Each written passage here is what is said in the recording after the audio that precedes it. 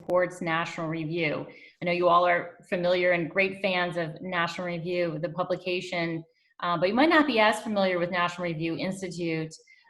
We develop programs, and mostly what we try to do is support the top talent at National Review and bring them out to the readers, to all of you. So we've done a number of partnership events with Show Me, and we just love coming out to the rest of the country. Rick, as you can see from his background, has escaped Manhattan and is out in the woods. I actually am out of Manhattan as well, in Westchester, but it's really such a joy for us to be able to be with all of you here in Missouri, and I think we probably have some people from Kansas as well.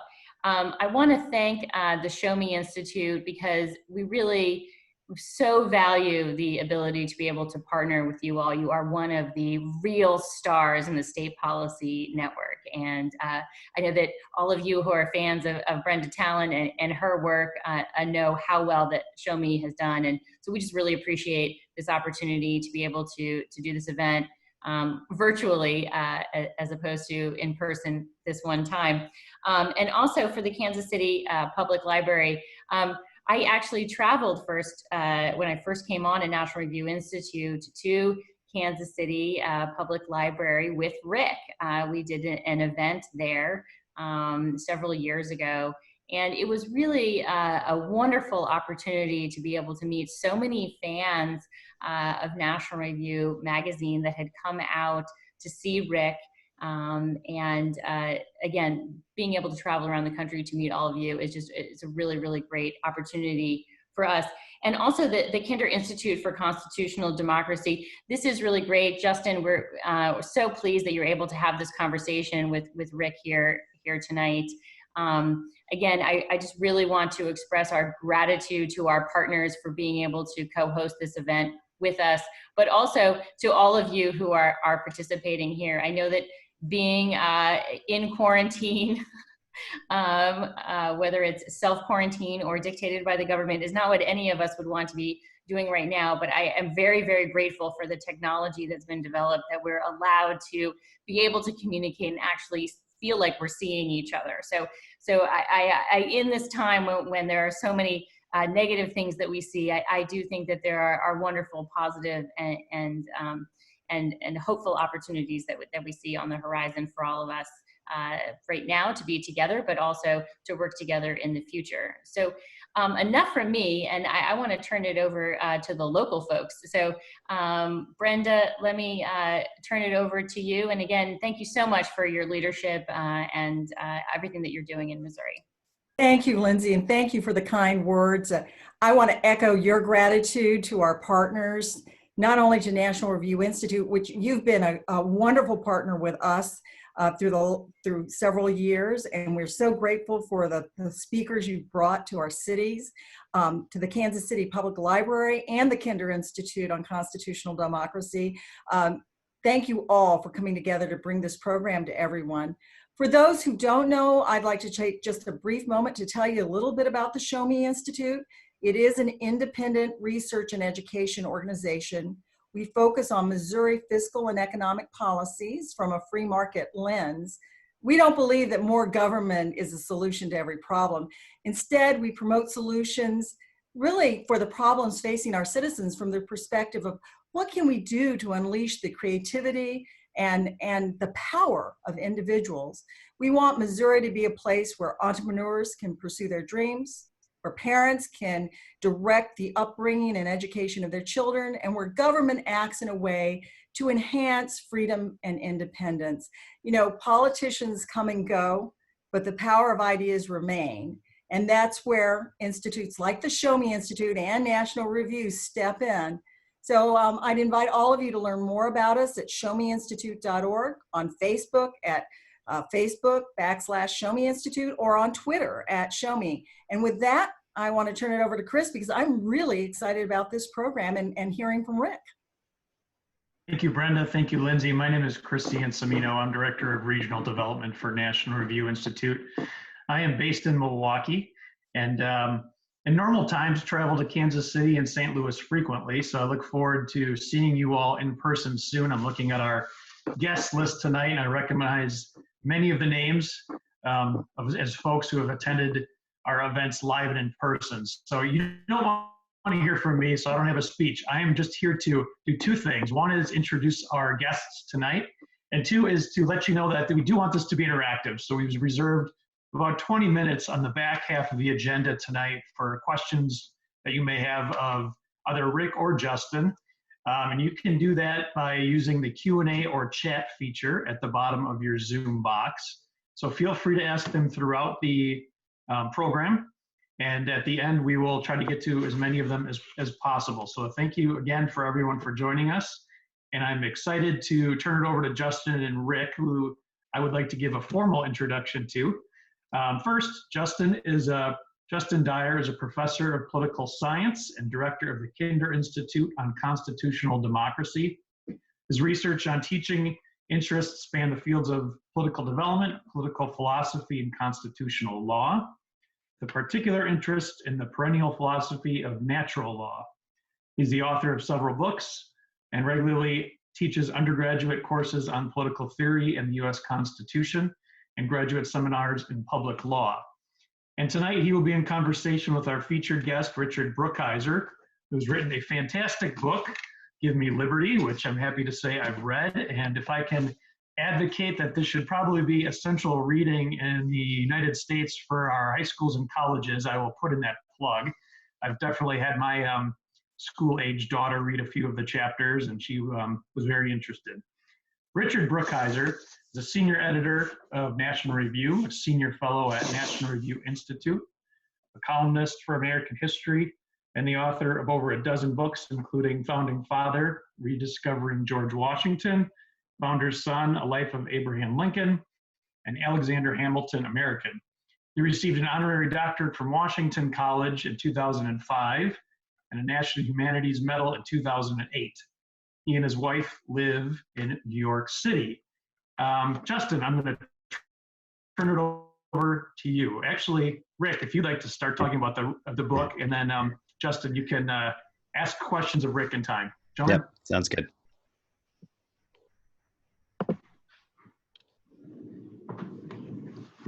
Rick, you're on. Okay, can you hear me all right? Can you hear and see me? Okay.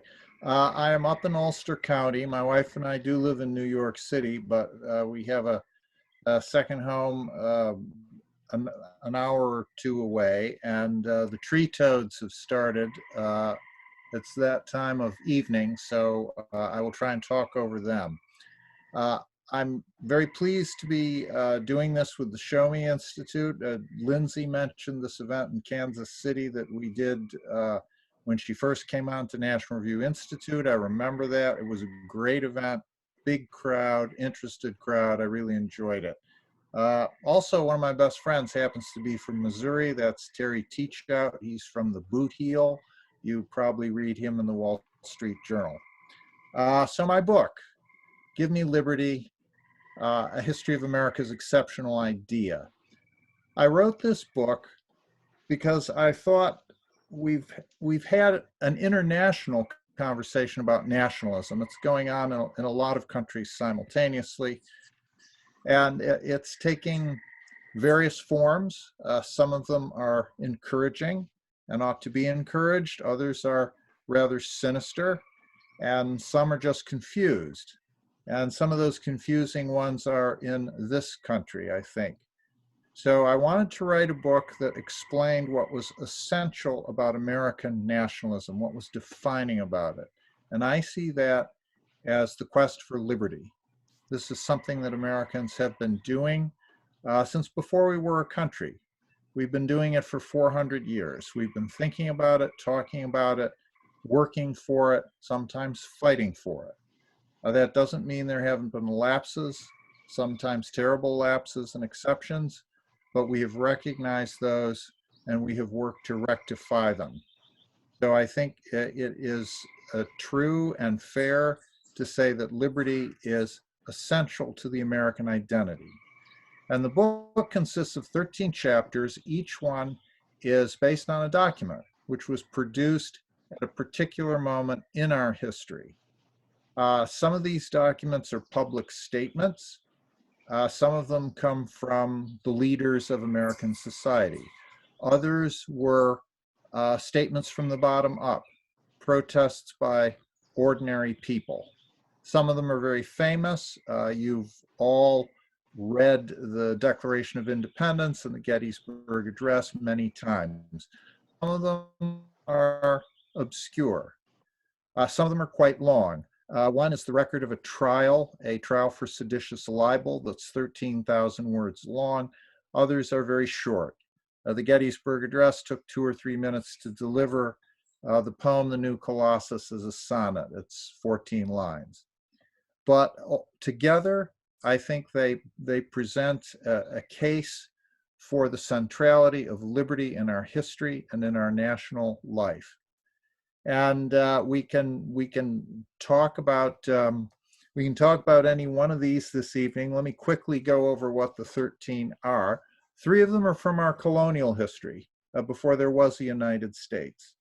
There is the minutes of the First General Assembly of the Jamestown Colony in 1619. That's number 1. Number 2 is the Flushing Remonstrance, 1657. Number 3 is the trial of John Peter Zenger for seditious libel in 1735. Then we get some documents from the late 18th century, the time of the American founding. The Declaration of Independence, 1776. The minutes of the first meeting of the New York Manumission Society, 1785. And the Constitution of the United States, 1787. Then the next group takes us into the 19th century. We have the Monroe Doctrine in 1823. We have the Declaration of Sentiments of the Seneca Falls Convention on Women's Rights in 1848. And we have the Gettysburg Address in 1863. Then after the Civil War, we have a few more 19th century documents. We have the poem, The New Colossus, which was written in 1883. Added to the base of the Statue of Liberty later. The statue itself went up in 1886. Then there's William Jennings Bryan's Cross of Gold speech in 1896. And then finally, I've got 2 from the last century, the 20th century. FDR's Arsenal of Democracy fireside chat from 1940, and Ronald Reagan's Tear Down This Wall speech in 1987. So those are the 13 I picked. I think you could have another 13. You could have several other 13s.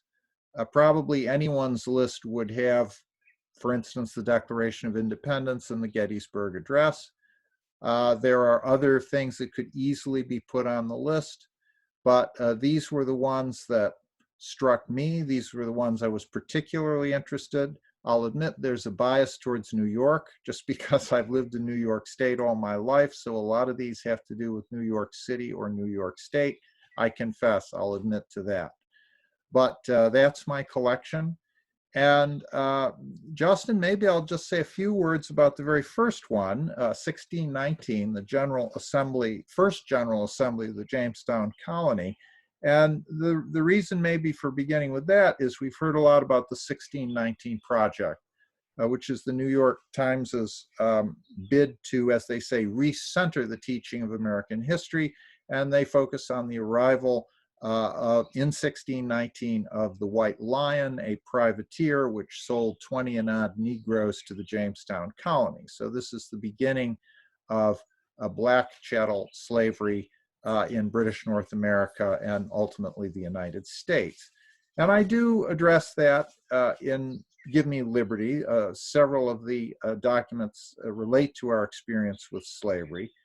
But something else happened in 1619. It happened before the White Lion docked in Jamestown. And I think its effects are even more important, even more far-lasting, and to the good rather than to the bad. And that was the first meeting of the General Assembly at Jamestown. Now, in 1619, the Jamestown Colony was already a dozen years old. It had been founded in 1607, and it had a very rocky time. The colonists were not aware that they were landing in Virginia in the midst of a drought that had been going on for several years and that would continue for several years more. So it was very difficult for them to grow food. When they tried to trade for food with the local Indians who were their neighbors, they didn't have extra supplies either.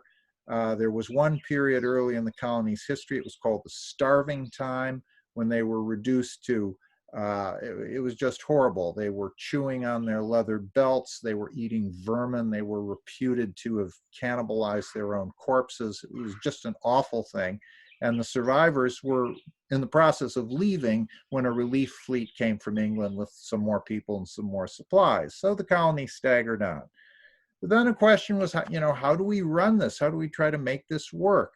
And they tried various solutions. One was martial law. Okay, we were all starving. So that means everybody's going to be forced to work. You're going to be forced to go out in the fields and grow food. This will be run like a military colony, like a penal colony. Anyone who disobeys orders will be broken on the wheel. And that means basically beaten to death. You were attached to a wheel that spun around and you were like clubbed until you expired. Well, that can only go on so long, right? I mean, if people in England learn that this is what's going on in Jamestown, who in the world would ever come there? So they rethought, and then in 1618, they sent out a new governor, a man named George Yardley, and also another man, John Poree, who would be one of Yardley's assistants. And Yardley had a mandate from the owners of the colony. The colony was owned by a company in London which expected to make a profit from it. The owners of the company gave Governor Yardley a new mandate for running it. And part of this was to summon a General Assembly. And the General Assembly would consist of Yardley himself. It would consist of his Council of Advisors, who had all been picked in London, as had Yardley, by the company which owned the colony. But there were also to be 22 burgesses. And these were men who were elected from the 11 boroughs which made up the colony. Boroughs just being an English term like county, synonym of county.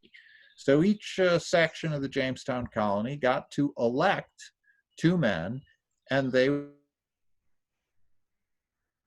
were part of General Assembly. Now, what's in selection process, and also in the process of how the General Assembly voted, it was one man, one vote. The burgesses were elected by one man, one vote, each from their boroughs. And then when the General Assembly got together, everybody in it had one vote. Now, the governor had a veto, so he had a super vote. But apart from that, everybody there has one vote. So this is an establishment of a governing body that is going to be picked by a franchise and that is going to make decisions according to a franchise. And what the General Assembly did over its first meeting in the summer of 1619 was local government. It's the kind of thing we're all familiar with. They made a request to London that they wanted a college in the colony. They passed laws having to do with economics. How do we trade with the Indians? What sort of trade do we encourage? What sort of trade do we forbid? They forbade people from selling guns to the Indians. The penalty for that was death. They passed regulations about tobacco, which was a crop they were growing. What would be the price of tobacco? The company would buy it from the growers. How much would they pay for it? When did you have to deliver it? Where did you have to bring it? They passed morals regulations. No prostitution. They didn't want that. No blasphemy. They didn't want that. Everybody had to attend church. Rules of that kind. So these rules are the kind of thing we call the police power. It doesn't have to do with the cops. It just means the power of the polity, how it's going to run itself. And Jamestown is doing it itself. Now, initially, all the decisions of the General Assembly were subject to approval by London. They could vote for policies that they wanted, but they wouldn't be instituted until they crossed the Atlantic Ocean and London said yes, and then sent a ship back, and then they could go ahead and do it or not. But as time passed, and as English history back home became rather interesting, there was a civil war in the middle of the 17th century. And also Jamestown is pretty remote. It wasn't profitable. Tobacco did catch on as a crop, but that was a gradual process. And there was just inattention. You know, people in London were not paying close attention to what was going on across the Atlantic Ocean. And in that vacuum, the General Assembly grabbed for power for itself. So over time, this became truly a part of the government of what became Virginia, and it was the self-governing element of the Virginia colony. And this lasts right up to the American Revolution and beyond, because the House of Delegates in Virginia now is the successor to the colonial House of Burgesses. And it begins in 1619. It's the first example in British North America. Others would follow very soon. Bermuda would have one in 1620. The Pilgrims coming to Massachusetts Bay would have their own Mayflower Compact in 1620. But the beginning of it, the beginning of self-rule, which I think is one of the essential liberties in American history, is with the General Assembly at Jamestown. So I would say this is my 1619 project. Now, when I wrote Give Me Liberty, I had no idea what the Times was doing. I only learned that, you know, fortuitously. But we were both obviously looking at 1619 as a date to celebrate. And this is what I think is even than the arrival of the White Lion and its terrible, tragic human cargo. So that's my opening spiel, Justin. That's great. You opened with 1619, and I was going to ask you, and then you answered my question whether you knew about the New York Times project or not when you were doing this. Your book came out in the fall. When did the 1619 project for the New York Times hit? Do you remember? Is this about the same time that your book is coming out? About the same time. It was really about the same time. And my book comes out in 1619. I was originally planning to finish it so it would come out in 1620, but I remember at the end of 2018, let's get our centuries right here. Right. My editor at Basic Books, Laura Heimert, she said, well, you know, Rick, we really don't want to bring a book out in election year. It's just going to sink like a stone. It's going to be crazy. So you really have to deliver your manuscript. I think she said March. This is in December, and I was halfway through. So it's like, you know, step on the gas pedal here. Right. And so I did, and I was 2 weeks late, but we got it out in 1619, little knowing that not only would 2020 be an election year, but it would be COVID year. So, I mean, I just feel so sorry for all the writers who are bringing out books now. Yeah. Yeah, no, it's a tough time. So thinking about this 1619 moment, in some ways it creates the parallel tracks that you see through American history with respect to self-government on the one hand, the creation of a self-governing legislative body, and enslaved labor on the other that we have through our history. And so I wanted to invite you, I know a lot of people looking at the table of contents, and especially after the New York Times project would see 1619, they would call to mind exactly how you opened your presentation. And you asked this question in the introduction, and then you answered in the introduction, but I wanted to invite you to do it again. And the question you ask is, where are the dark chapters documenting oppression, brutality, injustice in American history? And I was thinking about it as liberty as the essence of our nationalism, how that changes the way we see those episodes of brutality and injustice in American history. And in doing that, I want to ask you just to think about and then comment on this letter that Patrick Henry wrote.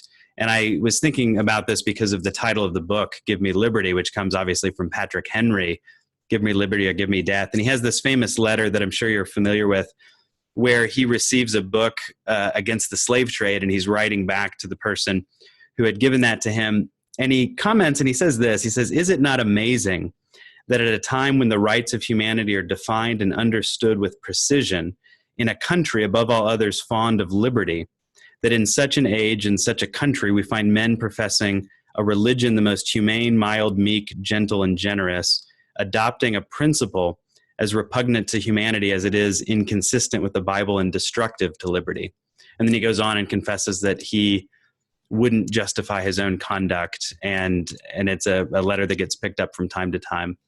What do we take away from an episode like that, from a man like Patrick Henry, and what it tells us about America and American history and how we interpret these different events going on at the same time?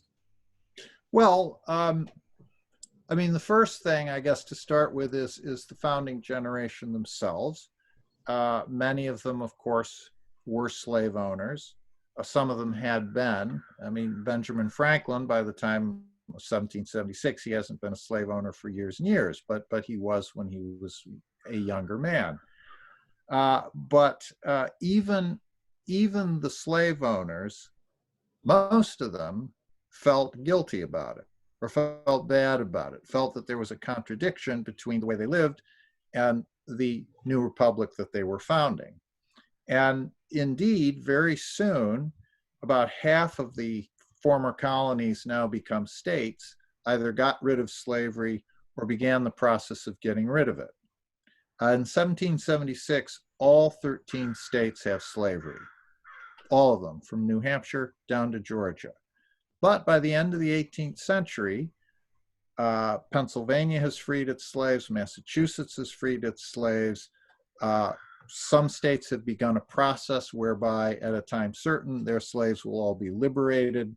That's the 5th chapter of Give Me Liberty, which is the constitution of the New York Manumission Society. And that was a group founded in 1785. And the reason I picked that to address the early anti-slavery story is, one, to show that slavery was not just a Southern thing. I mean, New York had a lot of slaves. New York City had more slaves than any other city in the United States except Charleston, South Carolina, at the end of the 18th century. So this was not just a Moonlight and Magnolias Southern thing. And yet, New York, prominent New Yorkers made a decision shortly after the Revolution that we can't continue living with this. This is a bad thing, and we should take steps to ameliorate and to end it. One of the things that got them going was what were called blackbirders. These were people who would come looking for escaped slaves to return them for a fee to their masters, wherever they'd run away from. But very often they apprehended free black people, and shipped them into slavery. There was a movie, 12 Years a Slave, recently, about a historical case of a man later in the 19th century to whom this happened. But in New York in 1785, there was a notorious case where some free black men were about to be lured onto a ship, and it was either going to be taken to Charleston or to the Caribbean, and it was stopped. And this was a local scandal. So some of the elite of New York City and state said, well, we've got to stop this kind of thing. They were also joined by Quakers. So this is an interesting anomalous alliance. You have some of the most powerful, famous men in the state, the governor of the state, George Clinton, John Jay, who would serve as governor later himself, Alexander Hamilton, a rising star.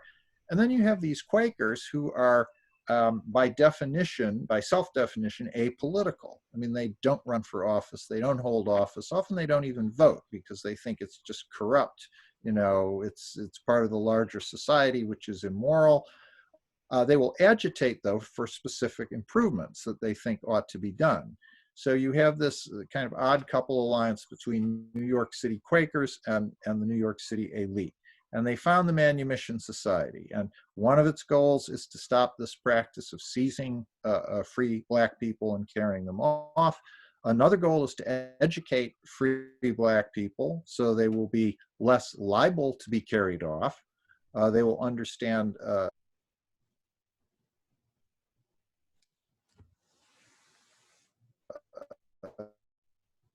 Rick, there won't be such easy. Other goal was to lobby for the ending of slavery in the state, which does ultimately happen in 1827. So you can look at that and say, well, that's 42 years. That's kind of a long time. I mean, there were slaves in 1785 who were dead by the time the evils ended. But you can also look at it and say, yeah, they got rid of it though. Would that there had been such a thing in Virginia, for instance. Mm-hmm. So I think it's a mixed bag, and but it's important to show the impulse there and the desire to have this fixed in the wake of the revolution by people who realize the contradiction between the existing way of life and the principles that were already animating Americans.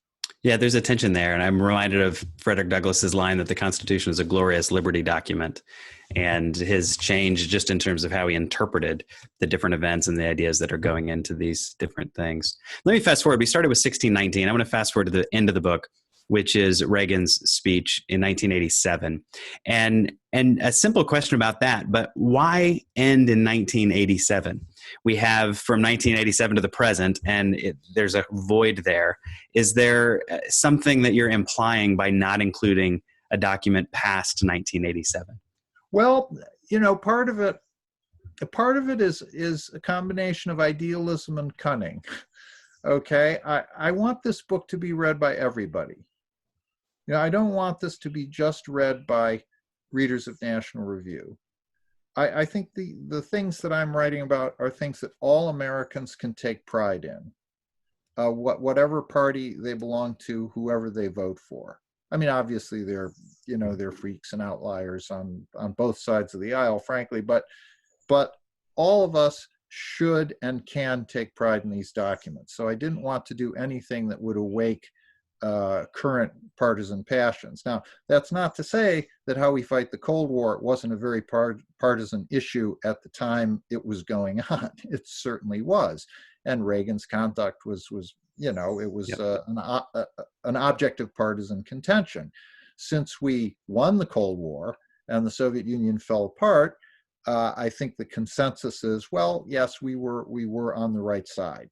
And you've got a true mix of documents. You've got Reagan, you've got FDR, you've got Williams Jennings Bryan, you've got the Seneca Falls Declaration.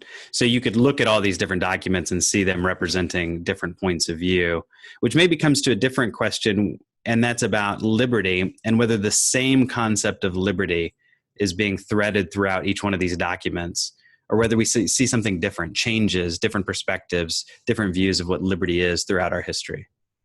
Well, you see, I think the three colonial documents are, each one of them is about a specific kind of liberty. The General Assembly of Jamestown was about self-rule, the right of people to rule themselves. The Flushing Remonstrance, which is from the Dutch experience in early America, that is about religious liberty. These were people in the colony of New Netherland who refused to obey an order from Peter Stuyvesant, the Director General, to keep Quakers out. And they said, well, no, we will welcome them because the Bible teaches us to do unto others as we would have others do unto us.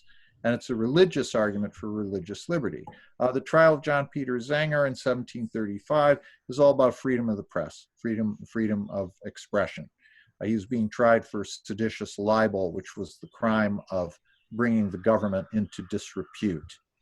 So those are specific liberties. But as once you hit the Declaration, people start tying all this together.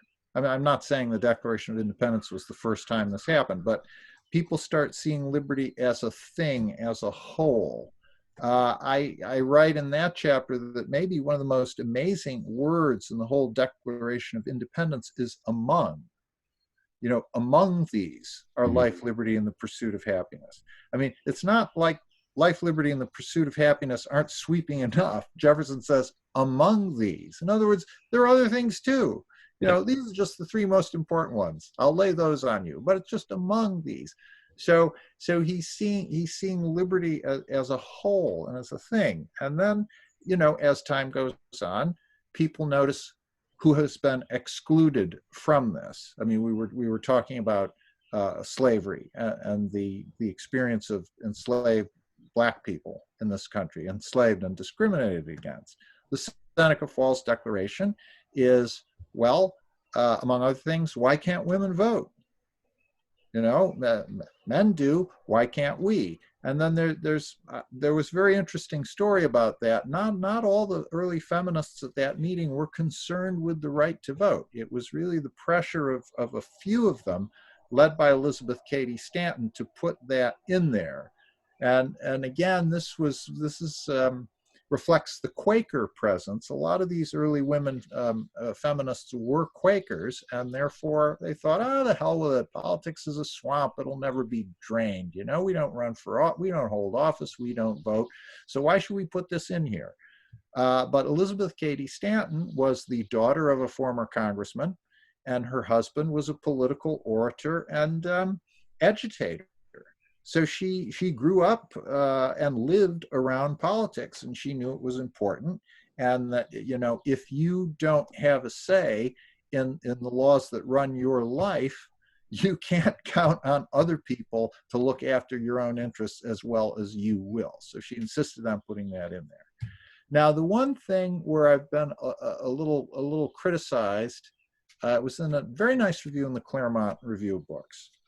They liked the book. I was very pleased by the review. But they did say, well, what the hell is the Cross of Gold speech doing in here? You know, Brookhiser, are you a bimetallist? No, I'm not. You know, I don't believe that inflationary monetary policy is the solution to all our ills. And that's what bimetallism was. We were on a gold standard.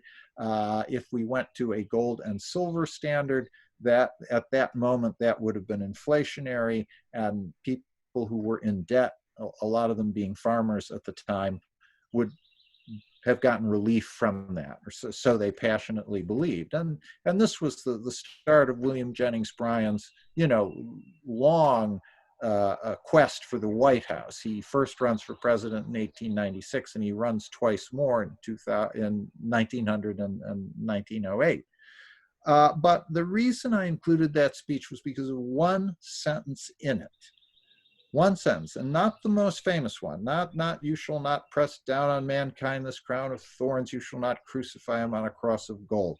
That's the end of the speech. That made the convention go bananas in Chicago in 1896. But Bryan himself said he thought the best paragraph in it was one he'd written the night before, and this was a paragraph where he's comparing he's making pairs between kinds of Americans in the economic system. And he's saying, he leads off by saying, you have narrowed the definition of a businessman too much. The man who works for wages is as much a businessman as the man who pays his wages.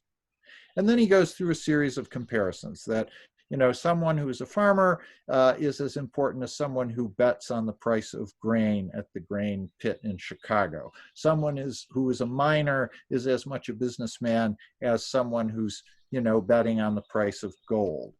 Someone who's a country lawyer is as much a businessman as a corporation lawyer in a big city. And there's an element of demagogy there. He's sort of saying, oh, the country is good and small towns are good and big cities are bad and all that kind of stuff. But I thought that first sentence, the man who works for wages is as much a businessman as the man who pays his wages. I thought Bryan really hit something there. He really did. And I kind of see the importance of it now as we worship the tech gods, right? Mm-hmm. I mean, you know, Bezos, I saw that Bezos is going to be a trillionaire. How cool the world's first trillionaire. Well, that's very impressive. It also probably means the dollar isn't worth so much. But okay, there's him, and then there's Zuckerberg and Gates, you know, and all. And we kind of almost dream about these people, and you know, either look up to them or we, you know, we do the reverse, which is just a different form of worship. I mean, hatred can be like worship standing on its head. But so I, you know, it's important, I think, now to step back and say, well, yeah, they're not the only players in this economic game. And I think that may be one of the consequences of this lockdown we're going through. Yeah. I mean, people Yeah. are realizing that, you know, the guy who comes from Amazon with your whatever, or the checkout woman or man at the store that you're allowed to go to is a very important worker. Yep. Let me ask one final question, Rick, and then Chris, if you want to jump in. So that's what I was trying to say in that chapter. Yeah. Chris, if you want to jump in with moderating questions from the audience, but one final question as we're thinking about this. If I channeled my historian friends, they would ask, I think, both about American exceptionalism and be skeptical of the idea that America is exceptional, point to the deep British roots of colonial assemblies and that our revolution is one in an age of revolutions, that the things that happened during the New Deal are happening around the world and ours is a more moderate form of that, that American history is in some sense embedded in this global history. And that might be one question to tackle. And then the second, I think, from the same angle, what would happen if we looked at these documents from the perspective of an outsider, somebody looking in?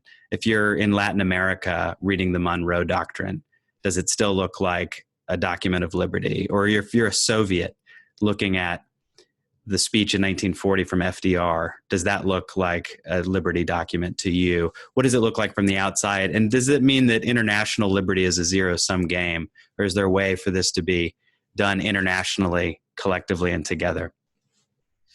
Well, I do think that the areas in which we are concerned with liberty have grown over the centuries. And I'm not saying we are at a point, or even that we should be at a point, where we are always concerned and practically concerned with everybody's liberty everywhere, because we have to be prudent. You know, we have limited resources, we have to make choices. So the three foreign policy documents I have, Monroe Doctrine, Arsenal of Democracy, Fireside Chat, and Tear Down This Wall speech, the first one says to Europe, you're not going to recolonize the Western Hemisphere. And you also won't set up new kings here. It was both geopolitical and it was political. No new kings here. And, you know, this happened during the Civil War, by the way. When we were distracted by the Civil War, Napoleon III in France tried to do exactly that. He got a Habsburg prince whom he made the Emperor of Mexico. And then as soon as the Civil War was over, and then we said, well, no, you don't. And the French took their troops out, and the poor man, the poor Habsburg, who wasn't such a bad guy, he was shot. But so there was a desire on the part of at least some Europeans to do that, and we were saying, no, we will take that as a hostile act. The Arsenal of Democracy is saying we cannot let the Nazis beat Britain. You know, it wasn't saying, you know, we are going to the Arsenal of Democracy in China and India and the Soviet Union and you know, God knows where, but we cannot let the Nazis beat Britain. And we will see that it doesn't happen. We will be their arsenal. And then the Tear Down This Wall speech is no more communists in Berlin.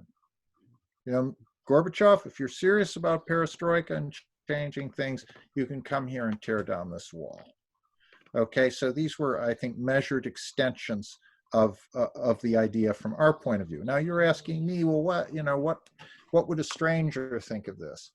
Well, yes, our revolution was in an era of revolutions, but ours was the first. Yeah, ours was the first. France was the next, Haiti was the next, and then, you know, in the 19th century, it's like Katie bar the door and on into the 20th. And I will say, a lot of those revolutions were very problematic. Some of them ended well, many did not. And I'm not saying that to sneer at those countries, you know, because some places that, you know, for God's sake, what awful experiences they have had and were trying to deal with and you know, make better, and they didn't, perhaps because they couldn't. But ours was the first, and so we have. I suppose we can take some credit or at least responsibility for inaugurating this era of revolutions. It was both a revolution for political ideals, and it was also an anti-imperialist revolution. We were throwing off the control of a European power. So I guess that's how I would answer those questions. Oh, one other thing about strangers looking in. The whole chapter on the new Colossus and the Statue of Liberty, Emma Lazarus's poem, which is on the basis of the Statue of Liberty, there's a lot about France in there, because the Statue of Liberty was a gift to us from France, and it was from certain kinds of Frenchmen. The French political spectrum is a very, very wide one, and they've gone from guillotiners to, fascism in World War II. But there have always been classical liberal Frenchmen. Tocqueville was one, Lafayette was one.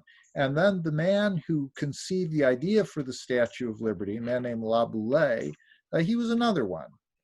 He was unhappy with the dictatorship of Napoleon III. He hoped, it would end, that there'd be something better for France, and he sort of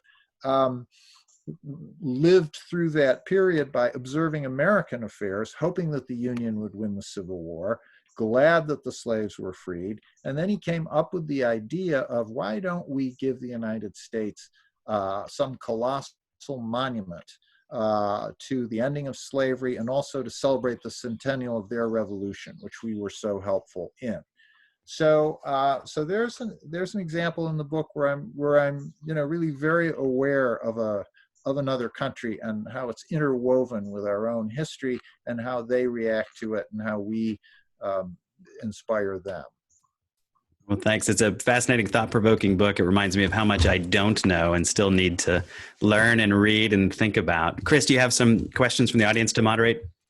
Sure, I do. Thank you, Justin, and thank you, Rick. There's so much content in these 13 chapters. Like you said, Justin, you can peel back the layers of the onion and probably delve into each one of them more. So I actually am going to let you talk for a few more minutes, but I do want to sprinkle in a couple of questions we have from the audience. Our good friend Kurt Witzel in St. Louis asks, when the British allowed the Jamestown Burgesses to do a one-man, one-vote concept, did they not understand that these colonists came to the New World to gain liberty from the Crown, and that by giving them a say in governmental structure, they were greasing the skids, so to speak, and inviting revolution, which is what they got? Your response, both of you. No, I don't think they understood it at all. This was an investment company in London. They were hoping to make money from this transatlantic venture. They thought this would be an incentive for people to go there. If the colony is well run, and that includes the people who are there having some say in it, we'll get more people going over there. And they'll farm more, and they'll work harder, and they'll grow more tobacco, and we'll make a profit off this thing. So I think that was, that was their motive. And they're also in England at this time, there are stirrings against, beginning to be stirrings against the House of Stuart, which would ultimately end in the English Civil War. So, there are bubblings in English politics, which are, sort of reflected transatlantically. I don't know that I have much to add other than they're British subjects, and they behaved as British subjects. And this is one of the things that they would do, is create legislative and representative assemblies and take part in self-government. And so I don't think anybody was looking ahead at revolution down the road or foreseeing what would come next. Very good. Everyone, please, if you want to ask any more questions, use the Q&A or chat functions at the bottom of the Zoom box, and we will try to get to them. Rick, you said in another interview that if you had to choose one of these 13 statements, the Flushing Remonstrance may be your favorite. Can you comment on that and tell us a little bit more about the Remonstrance? Well, the Flushing Remonstrance is from the Dutch colonial experience. The Dutch founded what they called New Amsterdam in 1624. And that was a colony to make money off the fur trade. But it was also a port. It was a port city with a polyglot population. And the last governor was a man named Peter Stuyvesant. And I feel close to him because when I'm in New York City and I look out my apartment window, I look at Stuyvesant Park, which is actually a remnant of the farm he once had. And there's a statue of him in Stuyvesant Park. It's quite a good public statue. He's standing there he has one leg. He got part of his leg shot off in a Dutch colonial war. And he's leaning on his staff and he's looking off, and he looks very smart. He looks very capable, and he looks like you do not want to cross this guy. You just don't want to do it. He kind of reminds me of Giuliani, when Giuliani was mayor. I mean, a very effective person and more than a little crazy, okay? And Stuyvesant's particular craziness was religious bigotry. He was the son of a Dutch Reformed minister. As far as he was concerned, Calvinism was the only way to go. When he took the job, he started off, he was leaning on the Jews and the Lutherans who lived in New Amsterdam. And then he got his chain yanked by his bosses back in Holland. This was another investment company colony. It was the Dutch West India Company that ran the whole thing, hoping to make a profit off it. And they told him, look, we've got Jewish and Lutheran investors and directors here back in Amsterdam, so, cut this out. So he did. He was a good company man. He followed orders. But then Quakers appeared in his domain. And there were no investors or directors who were Quakers back in Amsterdam. This was a new religion then. This was very countercultural. Quakers would not doff their hats. They let women preach as well as men. They were out there. They were very peculiar. So he does not want them in his colony at all. And the Flushing Remonstrance, 1657, he gets a letter from 30-some men in the village of Flushing, which is still there. It's now part of Queens. It's where Donald Trump grew up, but it was a little village by itself. And they wrote him, and they said, they addressed the Governor General. They said, we cannot obey this edict of yours that no one may harbor a Quaker in his house, because we would do unto others as we would have others do unto us. Our Savior saith, this is the law and the prophets. And the two reasons I love this. One is this is a religious argument for religious liberty. And I think when we think of it, we tend to think of religious liberty as a philosopher's gift to us. It's the inspiration of John Locke, and people who were philosophers or like philosophers themselves, like James Madison and Thomas Jefferson, and that's the source of our religious liberty. And certainly that's very important. But this was just a bunch of villagers saying, the golden rule means that we are going to welcome these other people if they come to our houses. And I was very impressed by that. The second thing that impressed me is 6 of the guys who signed this couldn't write their names. They made marks. They were not literate enough to be able to write their names, but they laid down a marker. And I just found that so moving that here a lot of these people signing, and then these 6 men put their marks on. So those are my favorite things about the Flushing Remonstrance. Great. Well, I'm going to say that was the fastest hour, I think, in the history of television here. So I would like to just make a quick comment or two, and then I'm going to turn it back to you all for our final comment. I want anyone to know that's participating here tonight that there is a great 13-episode podcast that Rick did with Luke Thompson on each of these chapters, and you can find that at nationalreview.com under the podcast section. So if you're interested in reading the book and then having it supplanted by Rick's commentary, I would strongly encourage you to check out that podcast. Thank you again to Show Me Institute and to Justin and Rick for taking the time, and for all of you for joining us. Gentlemen, would you like to make a final comment before we sign off here? I'd say the book, it's an excellent book. It's worth taking a look at. When we were talking, one of the questions I asked is why we stop in 1987. And part of the answer was, well, we wanted a collection of documents that people could be unified around. And for our moment right now, I think in American politics, that's so important to do. And for us to be able to travel outside of our own current moment and partisan squabbles and contemporary parochial debates and think in the long term about American liberty is really a service. And so, Rick, thanks for writing this book and talking with us about it today. Okay, well, thank everybody for tuning in. I hope everybody stays safe, stays healthy. I think the last thing I would say is that we've had 400, I think, pretty devoted years for the most part to liberty, but it's not a perpetual motion machine. You know, it doesn't mean we'll have 400 more or 40 or 4 more. We've got to, it's something we have to uphold, to understand, and to desire, and to uphold in every generation. And I hope this book would encourage that. Thank you, Rick. Thank you, Justin. Thank you, everyone, for tuning in. Talk to you later. Right. Thanks. Okay, bye-bye.